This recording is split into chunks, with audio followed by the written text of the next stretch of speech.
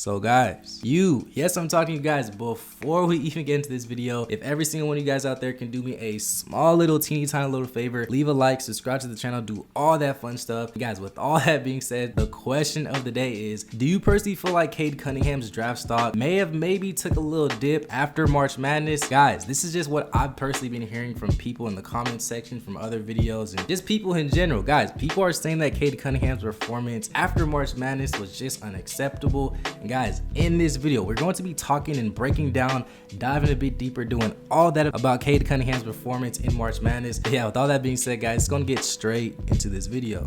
So boom, guys, it's going to get straight into this video and talk about Cade Cunningham's performance after March Madness and really just talk about if it honestly may have impacted his draft stock. So first off, as you guys know, Cade has pretty much been on go mode this entire season. I mean, he led his OSU team to the March Madness tournament when people were even saying prior to the season that OSU would not even make it. And the sole reason why OSU was in this position in the first place is because of Cade Cunningham. But yeah, throughout the entire season, he has proved to everybody that he is worth the hype, and he can do so many special things out there on the court, like scoring the ball, grabbing boards, initiating the offense, and just being a team leader. I mean, he even had a 40-point game mid-season against a great Oklahoma team, and he even beat the Baylor Bears in a head-to-head matchup in the Big 12 Conference Tournament. Guys, everybody was hyped to see just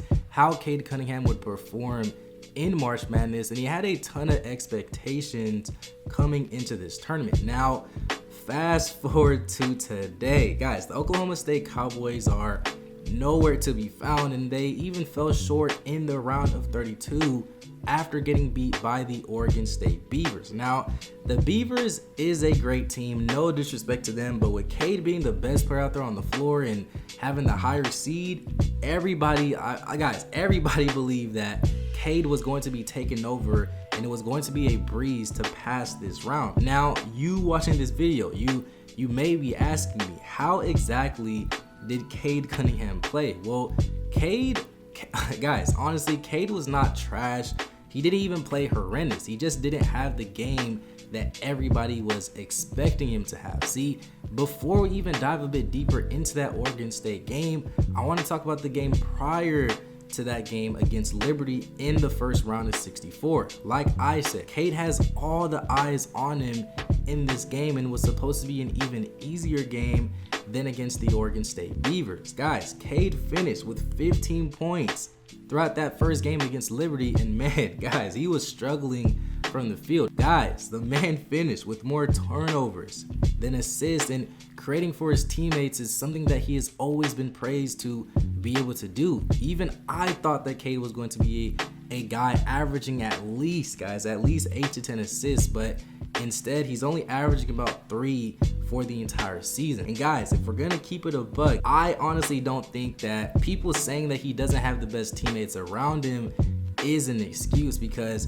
if you go a little bit back, John Morant, whenever he was at a lower Division I school, he didn't have any type of NBA level teammates, and he even managed to average 10 assists. Look at Sharif Cooper, look at Trae Young. They managed to be great floor generals for their team and average high assist numbers. Now, I'm not saying that Cade Cunningham, he can't create or be a floor general. I just think him as a floor general is a bit overrated, if we're gonna be honest. I mean, he still has potential in that area for sure, but he definitely did not display it in his freshman year to the best of his ability, in my opinion. But yeah, in that Liberty game, Cade did finish with 15 points, 5 rebounds, 1 assist, 4 turnovers on 21% from the field and 25% from 3. Guys, if you really watched the game, it was worse than it honestly was on paper, and he did not even score his first field goal till the 15-minute mark in the second half. Guys, Cade could not buy a bucket out there, and I think he was playing too nonchalant. In my opinion, he was forcing so many threes out there. I mean, I just feel like Cade struggles when it comes to creating his own shot in a comfortable manner and getting his shots off the dribble. I mean, this is something that I've been stating in the past about Cade, that he needs improvement on this area, and it was pretty evident in the March Madness tournament. I mean, there are numerous amounts of cases where Cade would get blocked just trying to get a shot off, and I just think it's because of his shooting mechanics and his slow shooting release. I mean, I think his shot definitely does need some improvement, because I think with better defenders, guys, it's honestly going to be tough. Now, Cade did have a bad game, but in the end, he did hit some big shots to close it out, like how he has been all season. I mean, if it's one thing that we can all count about with Cade Cunningham, is definitely him being clutch in these type of situations. But yeah, after that Liberty game, you think that Cade Cunningham would go off in the next round against Oregon State, since everybody's been calling him out, saying that he needs to improve, but you kind of guessed wrong. Now, Cade definitely played better, in my opinion, in this game than the first round, and he definitely led them back after being down bad, but for the whole game, if we're going to count the whole game, guys, it just was not his night. Cade Cunningham finished with 24 points, 4 rebounds, 3 assists, and 5 steals on 30% from the field. Now, like I said, he didn't just play complete trash, but I just thought he would have played a lot better and make it a much more competitive game. I mean, just like in the Liberty game, Cade just simply struggles when it comes to creating his own shot and just doing it in a comfortable manner, and he just chucks up a bunch of threes out there, and I think he relies too much on those jumpers, when I feel like he's at his best whenever he's driving to the basket to try and create contact to get to the free throw line. Cade should have definitely prioritized getting to the basket, because he's actually not that bad of a free throw shooter, being 84% from the line all season. I mean, out of 34 total shots that Cade shot in the tournament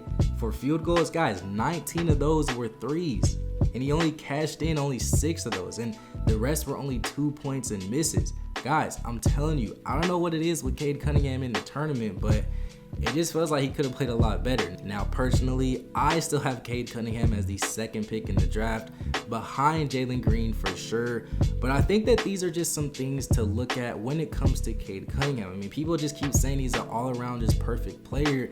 In my opinion, he kind of is. Like, he can do everything good on the floor, but there is some liabilities that he definitely needs to improve on. Like, for sure, his on-ball defense, the way he shoots the ball, and a ton of other things that we talked about in this video. If you guys want a more in-depth about his strengths and his weaknesses, definitely comment down below, and that video will be on the way. But yeah, I'm sure the NBA teams that have a chance on him are definitely going to be looking at this, the way that he can score the ball. They're going to be questioning if he can be that Jason Tatum and Luka Doncic type of player. I mean, guys, I've seen so many people compare him to Jason Tatum.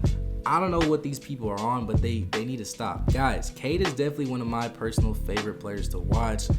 Don't try to come at me in the comment section for making this video. I'm just transparent with every player I break down. I'm different than these other YouTubers, and these are just some things that I noticed in March Madness. Trust me, I'm very high on this guy. I've made tons of positive videos on Cade in the past, so yeah, trust me. I honestly feel like Cade Cunningham is the future. But yeah, guys, that's just my personal opinion on Cade Cunningham. Like I said, Cade, this dude is the real deal. I personally just have him second in the draft behind Jalen Green. I'm telling you, people forgot about Jalen Green. I know he hasn't been playing college. He was playing in the G League, so I know a lot of people forgot about him. But trust me, Jalen Green, that dude is the real deal. Trust me. If you guys want an in-depth video about him too, make sure you comment down below. And if you made it to the end, guys, thank you. And with all that being said, guys, that's gonna do it for this video. Please leave a like, subscribe to the channel, do all that fun stuff. Comment down below your thoughts on Cade Cunningham. What pick do you have Cade Cunningham going in the draft? Just comment down below. Let's get a great basketball conversation started. And with all that being said, guys, that's actually gonna do it for this video. Do not forget to follow me on Instagram at HassanGuy_. Check the links in the description. And yeah, with all that being said, guys, thank you for watching. It's been another episode of Juice Made TV. Peace.